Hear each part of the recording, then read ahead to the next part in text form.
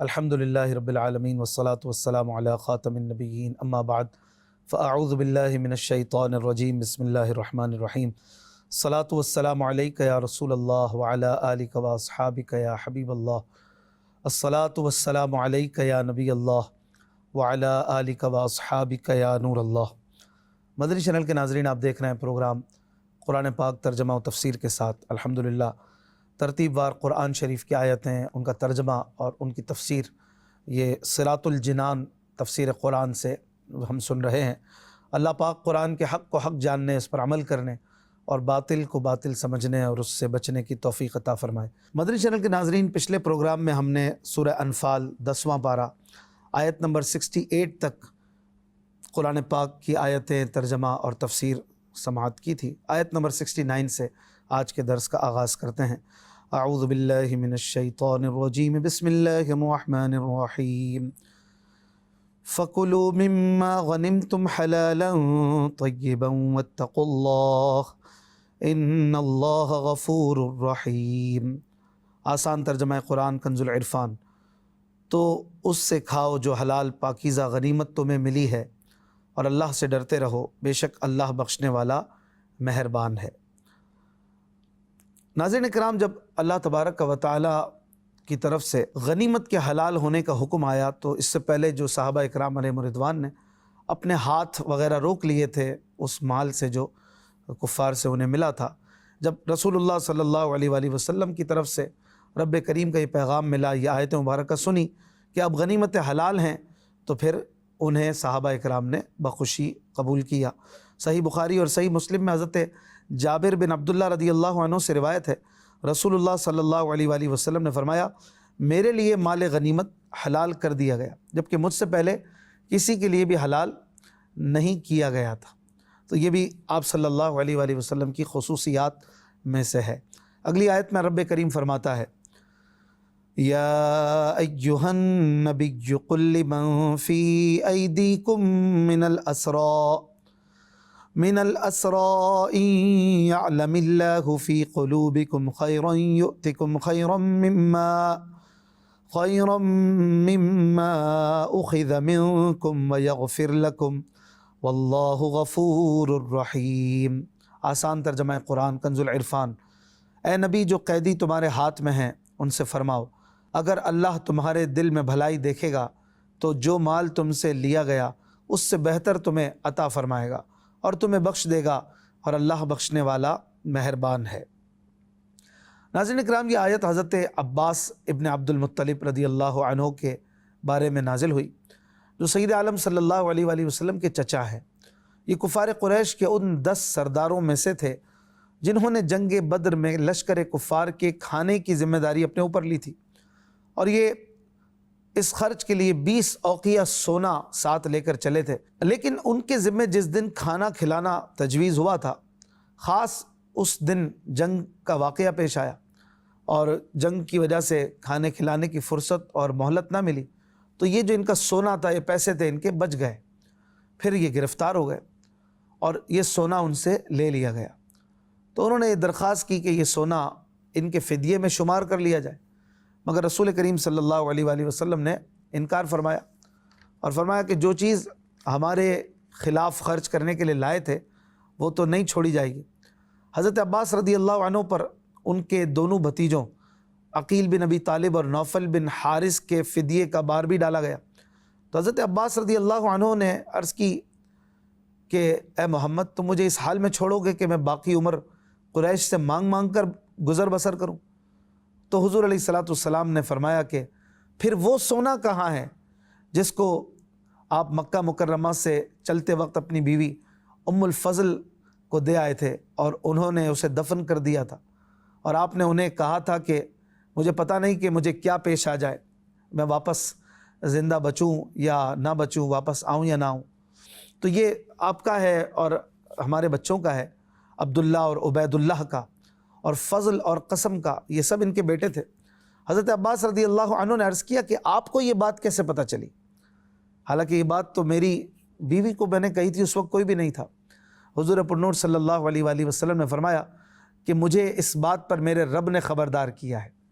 اس پر حضرت عباس رضی اللہ عنہ نے عرض کیا کہ میں گواہی دیتا ہوں کہ بے شک آپ سچے ہیں، اور میں گواہی دیتا ہوں کہ اللہ پاک کے سوا کوئی معبود نہیں، اور بے شک آپ اس کے بندے اور رسول ہیں۔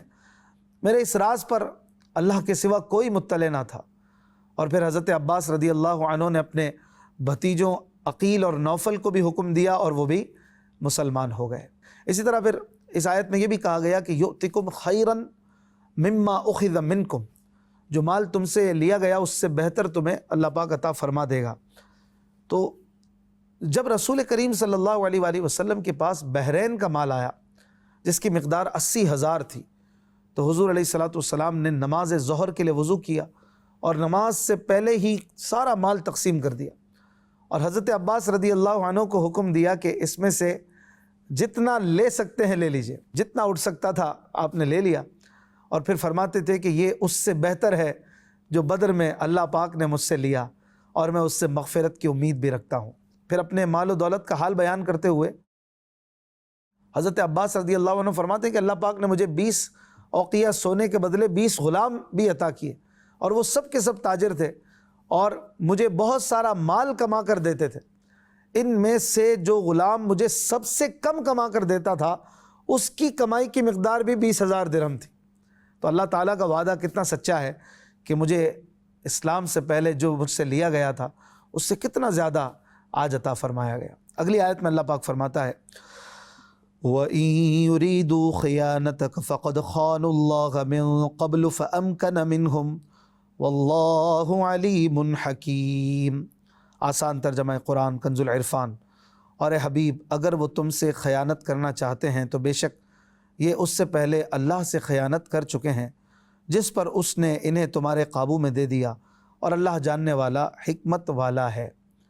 ناظرین اکرام، اس آیت میں ذکر کی گئی اللہ پاک اور اس کے رسول سے کفار کی خیانت کی ایک تفسیر یہ ہے کہ اے حبیب اگر وہ قیدی تمہاری بیعت سے پھر کر اور کفر اختیار کر کے تم سے خیانت کرنا چاہتے ہیں تو آپ اس پر غمگین نہ ہو، کیونکہ یہ لوگ میثاق کے دن مجھ سے وعدہ کر کے دنیا میں پہنچ کر پھر گئے، جس پر اللہ پاک نے انہیں تمہارے قابو میں دے دیا، جیسا کہ وہ بدر میں دیکھ چکے ہیں کہ قتل ہوئے، گرفتار ہوئے۔ آئندہ بھی اگر ان کے یہی حال رہے تو انہیں اسی کا امیدوار رہنا چاہیے کہ دوبارہ ان کے ساتھ ایسا ہی ہوگا۔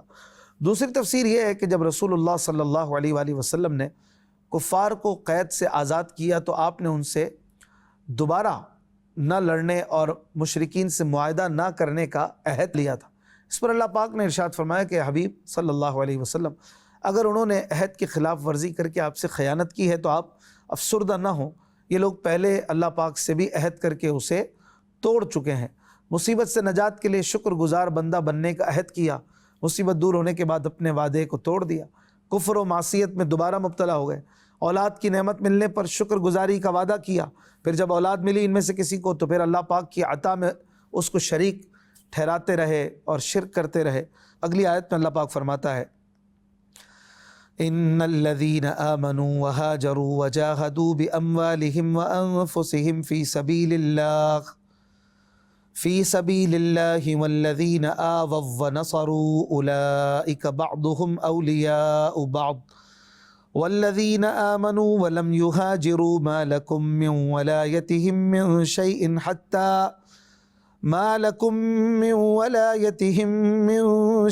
حتى يهاجروا وَإِنِ اسْتَنصَرُوكُمْ فِي الدِّينِ فَعَلَيْكُمُ النَّصْرُ إِلَّا عَلَىٰ قَوْمٍ بَيْنَكُمْ وَبَيْنَهُمْ مِيثَاقٌ وَاللَّهُ بِمَا تَعْمَلُونَ بَصِيرٌ۔ آسان ترجمہ قرآن کنز العرفان۔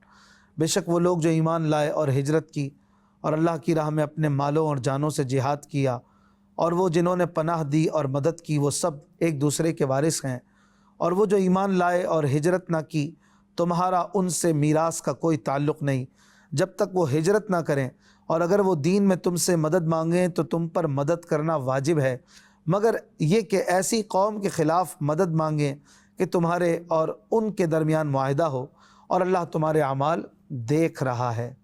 ناظرین کرام، اس آیت مبارکہ کا خلاصہ یہ ہے کہ اس میں پہلے دو گروہوں کا بیان فرمایا گیا، ایک مہاجرین اولین یہ وہ لوگ ہیں جو ایمان لائے اور اللہ عز و جل کے لیے اور اسی کے رسول کی محبت میں انہوں نے اپنے گھر بار چھوڑے اور اللہ کی راہ میں اپنے مالوں اور جانوں سے جہاد کیا۔ اور دوسرے گروہ ہیں انصار، یہ وہ لوگ ہیں جنہوں نے مسلمانوں کی مدد کی اور انہیں اپنے گھروں میں ٹھہرایا۔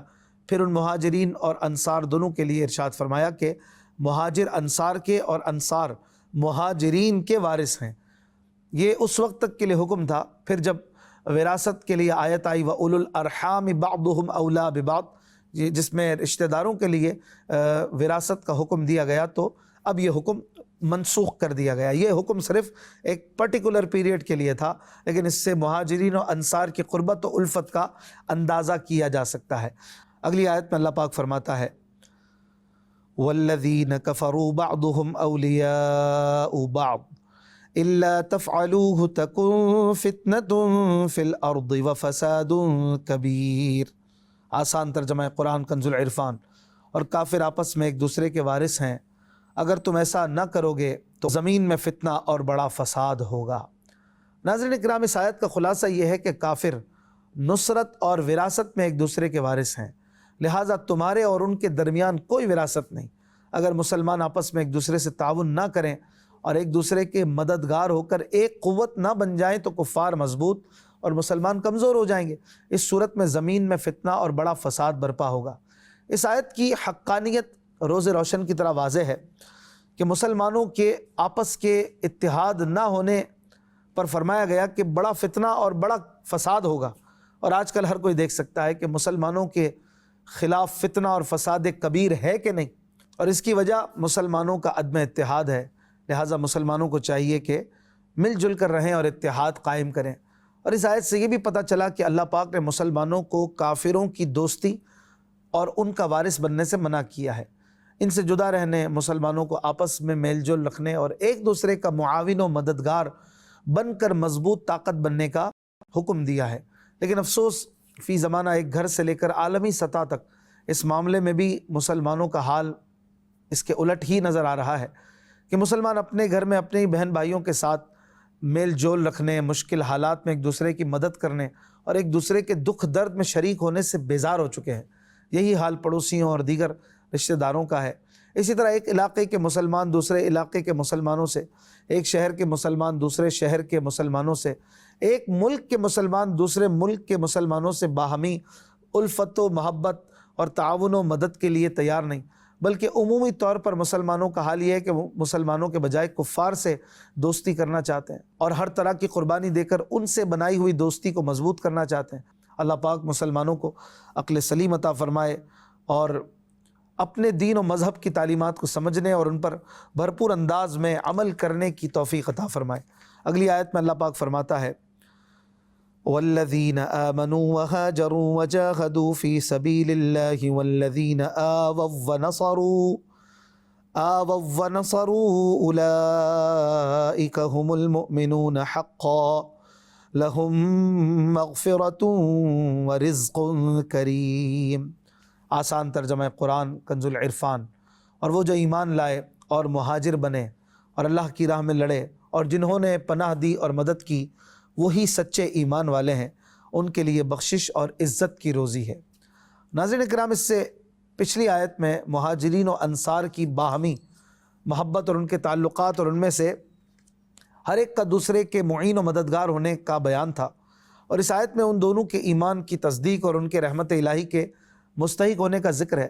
اس آیت سے مہاجرین اور انصار کی عظمت و شان بیان کرنا مقصود ہے کہ مہاجرین نے اسلام کی خاطر اپنے آبائی وطن کو چھوڑ دیا، اپنے عزیز رشتہ داروں سے جدائی گوارا کی، مال و دولت، مکانات اور باغات کو خاطر میں نہ لائے۔ اسی طرح انصار نے بھی مہاجرین کو مدینہ منورہ میں اس طرح ٹھہرایا کہ اپنے گھر اور مال و متاع میں برابر کا شریک کر لیا۔ یہی سچے اور کامل مومن ہیں، ان کے لیے گناہوں سے بخشش اور جنت میں عزت کی روزی ہے۔ حضرت برا رضی اللہ عنہ سے روایت ہے کہ نبی کریم صلی اللہ علیہ وآلہ وسلم نے فرمایا، انصار سے محبت نہ کرے گا مگر مومن، اور ان سے دشمنی نہ کرے گا مگر منافق۔ تو جس نے ان سے محبت کی، اللہ پاک اس سے محبت کرے، اور جس نے ان سے بغض رکھا، اللہ پاک اس سے ناراض ہو۔ حضرت انس رضی اللہ عنہ سے روایت ہے کہ نبی کریم صلی اللہ علیہ وآلہ وسلم نے فرمایا، ایمان کی نشانی انصار صحابہ سے محبت کرنا ہے، اور منافقت کی نشانی انصار صحابہ سے بغض رکھنا ہے۔ حضرت انس رضی اللہ عنہ سے روایت ہے کہ نبی اکرم صلی اللہ علیہ وآلہ وسلم نے کچھ بچوں اور عورتوں کو ایک شادی سے آتے ہوئے دیکھا تو حضور پرنور صلی اللہ علیہ وآلہ وسلم کھڑے ہو گئے اور فرمایا، اے اللہ عز و جل، تو جانتا ہے اے انصار تم لوگ مجموعی طور پر مجھے تمام لوگوں سے زیادہ پیارے ہو۔ اگلی آیت میں اللہ پاک ارشاد فرماتا ہے، والذین آمنوا من بعد وہاجروا وجاہدوا معکم فاولئک منکم وَأُولُو الْأَرْحَامِ بَعْضُهُمْ أَوْلَى بِبَعْضٍ فِي كِتَابِ اللَّهِ إِنَّ اللَّهَ بِكُلِّ شَيْءٍ عَلِيمٌ۔ آسان ترجمہ قرآن کنز العرفان۔ اور جو اس کے بعد ایمان لائے اور ہجرت کی اور تمہارے ساتھ مل کر جہاد کیا وہ بھی تم ہی میں سے ہیں، اور رشتہ دار اللہ کی کتاب میں وراثت میں ایک دوسرے کے زیادہ حقدار ہیں، بے شک اللہ سب کچھ جانتا ہے۔ ناظرین کرام، یہاں پر فرمایا گیا کہ اے مہاجرین و انصار، جو لوگ پہلی ہجرت کے بعد ایمان لائے اور انہوں نے تمہاری ہجرت کے بعد ہجرت کی اور کئی جنگوں میں انہوں نے تمہارے ساتھ مل کر جہاد کیا، یہ بھی تم ہی میں سے ہیں اور تمہارے ہی حکم میں ہیں۔ مہاجرین کے کئی طبقے ہیں۔ ایک وہ جنہوں نے پہلی مرتبہ مدینے کو ہجرت کی، انہیں مہاجرین اولین کہتے ہیں۔ کچھ وہ حضرات ہیں جنہوں نے پہلے حبشہ کی طرف ہجرت کی پھر مدینہ طیبہ کی طرف، انہیں اصحاب الہجرتین کہتے ہیں۔ بعض حضرات وہ ہیں جنہوں نے صلح حدیبیہ کے بعد فتح مکہ سے قبل ہجرت کی، یہ اصحاب ہجرت ثانیہ کہلاتے ہیں۔ پہلی آیت میں مہاجرین اولین کا ذکر ہے اور اس آیت میں اصحاب ہجرت ثانیہ، دوسری ہجرت والوں کا جنہوں نے فتح مکہ سے پہلے ہجرت کی، ان کا تذکرہ ہے۔ پھر اس آیت میں فرمایا کہ وَأُولُو الْأَرْحَامِ بَعْضُهُمْ أَوْلَى بِبَعْضٍ، رشتہ دار ایک دوسرے کے وراثت میں زیادہ حقدار ہیں۔ حضرت عبداللہ ابن عباس رضی اللہ عنہما فرماتے ہیں کہ صحابہ اکرام رضی اللہ عنہم ہجرت اور اخوت کی بنا پر ایک دوسرے کے وارث ہوتے تھے، حتیٰ کہ یہ آیت نازل ہوئی اور اس میں بیان کیا گیا کہ اللہ پاک کے حکم میں ہجرت اور اخوت کے مقابلے میں نسبی رشتہ دار وراثت میں ایک دوسرے کے زیادہ حقدار ہیں۔ اس آیت سے تین باتیں پتہ چلیں کہ ہجرت اور اخوت کی وراثت اب ختم ہو چکی اور وراثت کا دار و مدار نسبی قرابت داری پر ہے، جیسا کہ وَأُولُو الْأَرْحَامِ سے واضح ہے۔ رضاعی رشتے کی وجہ سے کوئی ایک دوسرے کا وارث نہیں ہو سکتا، دودھ کے رشتے کی وجہ سے، اور سسرالی رشتے میں بھی صرف شوہر اور بیوی ایک دوسرے کے وارث ہیں۔ اسی طرح ذوی الارحام جیسے ماموں، خالہ وغیرہ بھی وارث ہیں، جیسا کہ احناف کا مذہب ہے۔ اللہ پاک سے دعا ہے ہمیں قرآن پاک سمجھنے اور اس پر عمل کرنے کی توفیق عطا فرمائے۔ سورہ انفال مکمل ہوئی، زندگی رہی تو اگلے درس میں سورہ توبہ شروع کریں گے۔ اپنا خیال رکھیے گا۔ صلو علی الحبیب صلی اللہ علی محمد صلی اللہ علیہ وآلہ وسلم۔